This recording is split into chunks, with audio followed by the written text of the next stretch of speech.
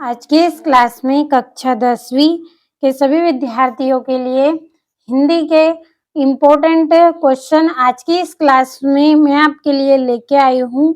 ऐसे प्रश्न हैं आपके जो हर साल पूछे जाने वाले प्रश्न होते हैं, बोर्ड एग्जाम में जो आपसे पूछे जाते हैं, वही प्रश्न आज की इस क्लास में मैं आपको पढ़ाने वाली हूँ। तो आपके ये जो प्रश्न हैं उत्साह या फिर अट नहीं रही चैप्टर के प्रश्न हैं।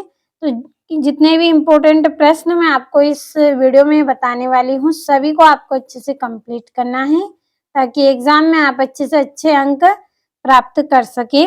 तो समझ लेते हैं हमारे पहले प्रश्न को। तो ये आपका पहला प्रश्न है, कवि निराला बादल से फुहार रिमझिम या बरसने के स्थान पर गरजने के लिए कहता है क्यों? तो आपका जो प्रश्न है वो किस तरह का है कि जो कवि निराला जी हैं, ये बादल से फुहार रिमझिम या बरसने के स्थान पर गरजने के लिए कहते हैं, ऐसा क्यों कह रहे हैं? तो आपका प्रश्न आपको अच्छे से समझ में आया होगा।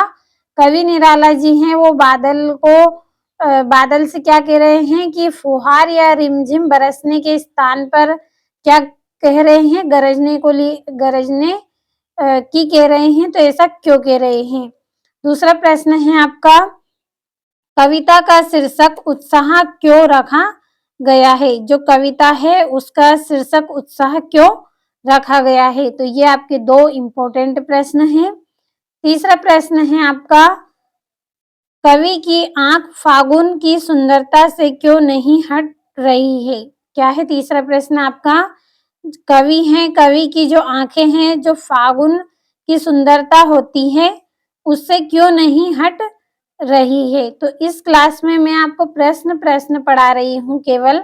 अगर आप इनके आंसर भी पढ़ना चाहते हैं तो आप कमेंट कर दीजिए। इनके आंसर आसान और सरल शब्दों में मैं आपको कंप्लीट भी करवाऊंगी, लेकिन जब आप बोलोगे तभी मैं इनके आंसर आपको बताऊंगी।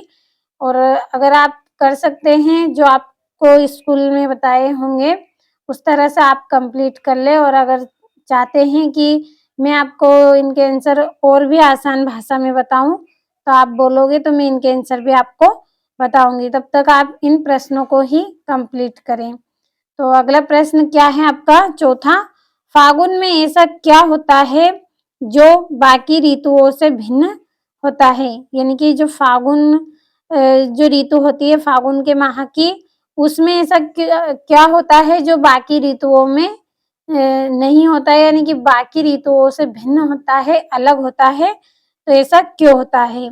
अगला प्रश्न है आपका, इन कविताओं के आधार पर निराला के काव्य शिल्प की विशेषता लिखिए। अगला प्रश्न क्या है आपका? पांचवा, इन कविताओं के आधार पर निराला के काव्य शिल्प की विशेषताएं लिखिए। तो ये आपके 5 प्रश्न हुए। अगला प्रश्न क्या है उसको भी हम पढ़ लेते हैं। ये आपका छठा प्रश्न है, होली के आसपास प्रकृति में जो परिवर्तन दिखाई देते हैं उन्हें लिखिए। अगला प्रश्न क्या है आपका कि होली के आसपास, यानी कि होली के आसपास का यहाँ पे अर्थ है कि जब होली का जो माह होता है उस समय प्रकृति में जो परिवर्तन दिखाई देते हैं उन्हें आपको लिखना है। अगला प्रश्न है आपका सातवां, कविता में बादल किन किन अर्थों की ओर संकेत करता है? अगला प्रश्न क्या है आपका? कविता में बादल किन किन अर्थों की ओर संकेत करता है? तो आज की इस क्लास में उत्साह आपका जो चैप्टर है उसके हमने 7 इम्पोर्टेंट प्रश्न इस क्लास में कंप्लीट किए हैं।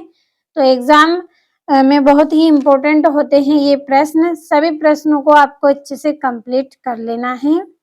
ऐसे ही प्रश्न आज की इस वीडियो में मैंने आपको बताए हैं जो कि बहुत ही इम्पोर्टेंट हैं। तो ये यहाँ से भी कंप्लीट कर